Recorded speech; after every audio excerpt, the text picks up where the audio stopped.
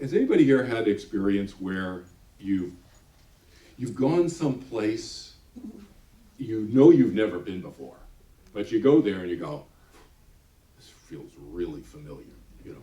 This is like, or even more familiar than that, like, feels like I've been here before. And I know I've never been here before. Anybody have had that experience? Yeah, a lot of people. So I was just talking to a friend a few weeks ago, and she was saying the first time she was a model, and she flew into London. The first time she ever flew into London, it was like she felt like she'd been there before. You know, she's never been to London before. She'd never been overseas before, probably, but you know, she was flying into London and had that experience. This is what I call recognition memories. They're inexplicable. They could be place related. They could be related to things. It could be related to music. It could be related to anything. But there's some inexplicable recognition of the whatever we're talking about here. Happened to me when I was 20 years old. I went off to a foreign study program, and I was studying in France. And it was one of these scenarios where you know, before the semester starts, since you're paying for the airfare anyway, you want to get there and take advantage of this. So before the semester starts, you get there like 2-3 weeks before, so you can travel around a little bit. So two of my buddies and I we were doing that, and we went down from France. We took a train down to Rome, to Italy. Never been there before. Went down to Rome, and one of my friends said, hey, let's go along the Appian Way, check it out, you know?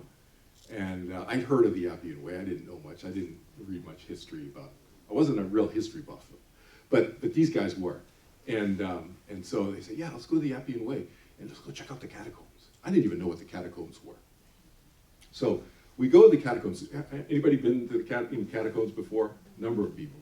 Yeah, so you know what they, so for those of you who don't know, catacombs are, basically, physically, it's a labyrinth of tunnels and small rooms. Why small? Because you've got to carve them out of the stone and the dirt and so forth. Small little meeting rooms, but labyrinths of tunnels and so forth, and burial plots, I guess you would call them. It's just they're in the walls of as you're walking down, and you're going down hundreds of feet.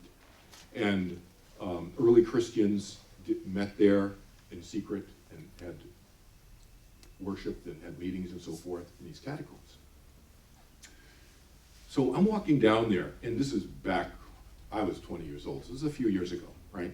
And so now they probably have big tours that go through, and it's probably really well organized. When we were there, it was me, my two buddies from college, and maybe there were 4 other people, and the tour guide. Really intimate, small group. And we're walking around, and the tour guide has a flashlight. That's it. He's got a flashlight, and we're walking around, and you're down there, 100 feet, 150 feet, way down. And you could see, and they have sections roped off. Don't go down there because you know you may never come back again because you can't see, and it's just this maze of stuff. The point of the story is, I come back up to the surface, and if you had asked me, Kel, how long were you down there?